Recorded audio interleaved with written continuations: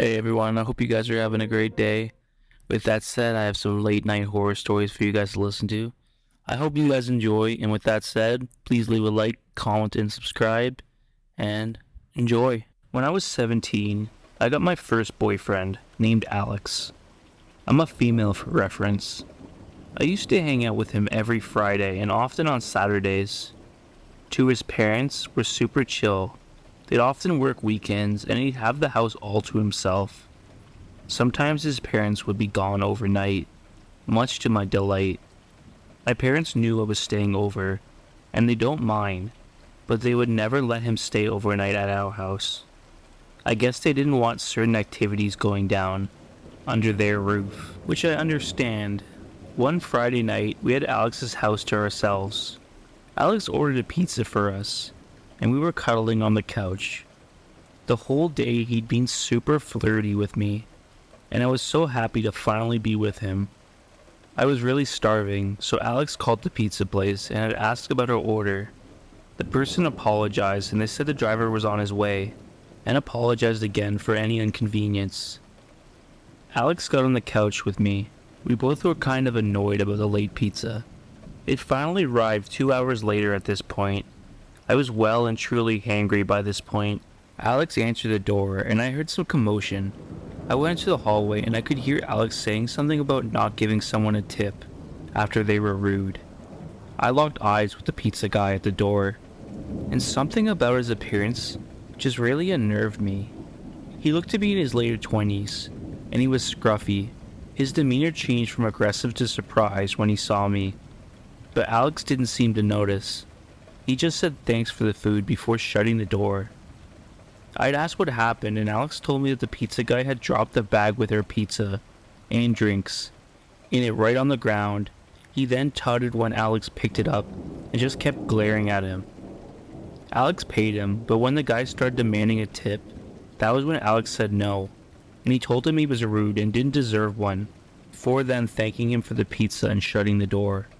I told Alex that guy was looking at me and just seemed really creepy, but Alex just told me not to worry. We ate in the kitchen and honestly it eventually left our minds rather quickly. After we had dinner, we went into his room and we were planning on being intimate. We were kissing and I then told Alex to make sure that he locked the front door. He assured me that he had and I took his word for it. We were still kissing when I had heard a car noise from outside. I pulled away and I had started freaking out just in case it was Alex's parents. I didn't want them coming back and walking in on us. Alex went to the window, but said that nothing was out there. Well, it felt like every time things were about to escalate, you would hear a weird noise that forced us to part. A second interruption occurred and it sounded like someone was kicking gravel or stones outside Alex's window. We both had heard it again. Alex checked out the window and saw nothing. A third interruption was bright car lights shining in the window. This time we both looked outside, but by the time we got there, we couldn't see anything. When the fourth interruption happened, I actually groaned in frustration. I was so sexually frustrated, it was almost painful. I got up and I threw Alex's t-shirt off because it was long on me, and then stormed downstairs. Alex followed me, but I ignored him. It sounded like someone had pounded on the front door. I went straight to it, unlocking it, and opening it to my horror. It was the pizza guy from before, and he was standing away from the front door. He was standing in the driveway, just staring at me. It was like he had pounded on the door and then stepped backwards. Alex came behind me, and when he saw the pizza guy, he then gently nudged past me. He started yelling at the pizza guy, then asking him what the fuck he was doing, and why he was still there. The guy just stood there staring at me. I could feel his eyes running up and down my bare legs, and I suddenly felt really uncomfortable. Alex noticed, and his anger then grew. He told the pizza guy that he was calling the cops, and that he'd better get the fuck off his property, or there'll be trouble. The guy just continued to stand there, and that's when I had an idea. I then told Alex to go get his dad's gun, and the second I said that, the guy snapped, and then suddenly took off running along the street. We witnessed him getting into his car, and then sped off. Alex's dad didn't actually have a gun, but my quick thinking worked. Alex slammed the door shut and we made sure everything was locked. Then we called the police. And Alex's parents, when the police came, they were utterly useless. They told us they'd speak to the restaurant, as well as the dude himself, but that he didn't actually do anything wrong. Alex's parents were on a weekend trip and they wanted to come back there, but Alex persuaded them to wait until the morning. They insisted on cutting their trip short, so they were back the next morning. As you can imagine, the night the intimate mood was completely ruined, and Alex and I stayed up for a long time. I managed to doze off, but I think Alex did because when I woke up, he looked exhausted, and he assured me that he slept a little bit, but I think he lied just to spare me worrying about him. We found out that the pizza guy was fired, but that was the last we heard. We never ordered a pizza from that place ever again. After that, Alex would cook food for me, or we could cook something together. We were convinced that the pizza guy was going to come back. It might sound extreme, but we really wondered if we were bothering other customers, and that's why he was late delivering our food to us. We'll never know for sure, but I'm just so glad Alex locked the front door. If he hadn't, maybe that creep would have came in and done God knows what to us. I wonder if he was messing with us out of range, or maybe he was just a pervert trying to creep on two teenagers. Either way, I'm glad me and Alex protected each other that night. It's been years and I still sometimes think about Alex. He's no longer in my life as we broke up a long time ago, but I'll never forget that night as long as I live. I'm so glad we made it out unscathed. I'm a 22-year-old woman who currently lives with my family along with my current partner. I'm going to be keeping his name anonymous for privacy reasons. I had just come home late from work and it was about midnight when I had gotten home and my family was asleep, and my boyfriend was still awake waiting for me. After getting out of my work clothes and into my PJs, him and I were relaxing with our cat. She had started crying about wanting to go outside, but I couldn't let her out of the backyard door since I had heard some dogs outside, and it was about 2 a.m. and she just kept meowing and panting at the door.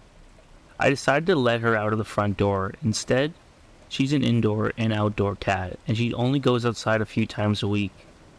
She mostly likes to socialize with other cats or just roam around. I had opened the front door and walked out with her for a brief minute as she walked off. I noticed she was staring out at the street behind her cars, out of the neighboring street. She kept walking but then bolted the other way. Suddenly heard grunting and I saw a figure of a man whom I didn't know. He looked dirty with messy hair and he just wore a pair of jeans and a brown jacket. I saw him approach the door and without saying anything, I just backed away from facing him. As I went into the door, I noticed he walked a little bit faster towards me in the doorway. I got inside just in time and I locked the door, and then I heard what I imagined was him trying to open the door.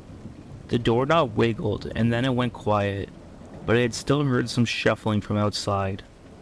Luckily I had my phone on me, so I texted my boyfriend telling him what was going on, and then I called my mom, waking her up, because I wasn't sure if her window was open that night, since her room is at the front of the house. Now this was way before we had any guns in the house, as well as it happening the one night my father was out of town for a project. After my mom woke up, she came out into the living room, and since we were both there, we felt it was safe to check the window. We couldn't see out to the front door. The guy was still there, and my mom jumped back away from the window, as I guess she'd made eye contact with him. And then we saw a silhouette at the window. As he was trying to look into the house, he still wasn't saying anything, just mumbling and pacing around our door. My boyfriend came out as well with whatever he could use as a weapon, just in case it was needed. My mom called the cops, explaining what I had told her as well as what she had just experienced. He was still trying to see into the house. The cops then said they were sending out a patrol car to us. By the time the cops had got into our house, the guy had managed to leave without making a sound. The cops showed up and I gave them a full description of the man and what I could remember, and they decided to drive around a bit to see if they could find them down the street, anywhere, or even maybe hiding around the outer areas of the house. But it was all clear, thankfully. There was no other issues or things going on that night, nor did the man ever come back. I know this may not be that scary to a lot of you, but it was for me, and I have my cat to thank for that. Because I don't think I would have even realized there was a person, since it was so dark and I didn't see him before, or become aware of him until I was headed back into the house. All I could say is stay safe out there, and just try to be aware of your surroundings. We've also got a new litter box and toys, so my cat doesn't feel the need to go out as much, and I think it's just much safer that way. This happened 7.5 years ago, June 23rd, 2016. While I was cleaning out my house, I was renting a house for a year, and the year was almost up. I wasn't going to be living there the next year, so it was time for me to start cleaning out and moving my stuff to my next place. The house that I had at the time was fairly small, but there was plenty of space just for me. I lived there by myself, and I had just finished cleaning out the living room, other than some basic furniture, and I had moved on to clean the kitchen. There was quite a few cabinets left. I didn't use many of them. I was looking through some of the ones I didn't use to make sure that there was nothing I had left in them. One of them I opened up and I saw something in the back corner.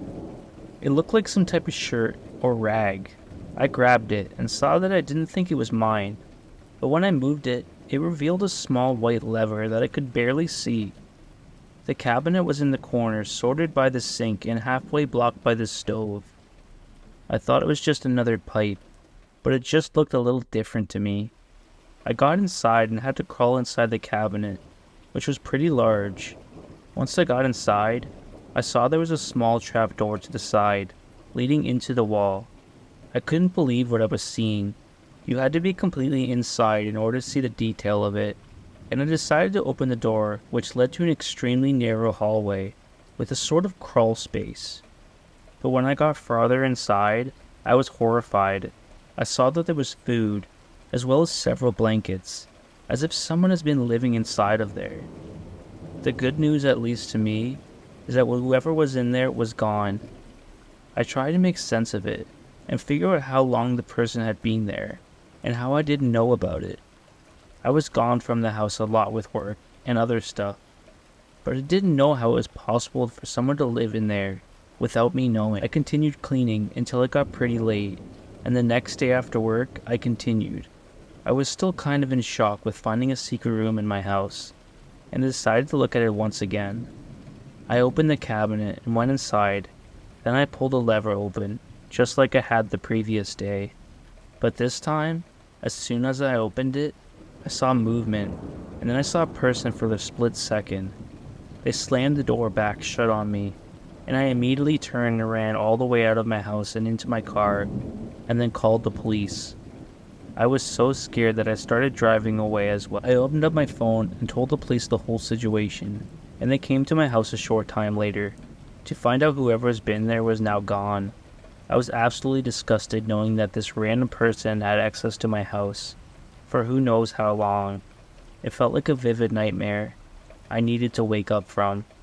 When I opened up my phone to call the police, it showed that the date was June 23rd, 2016.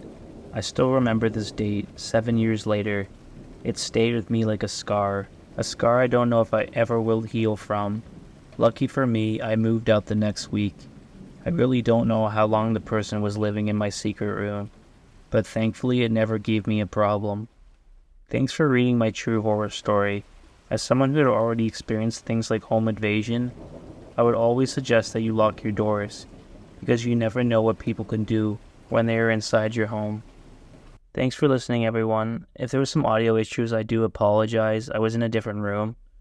I hope you guys enjoyed those stories. With that said, thanks for listening. It means everything to me. And as always, stay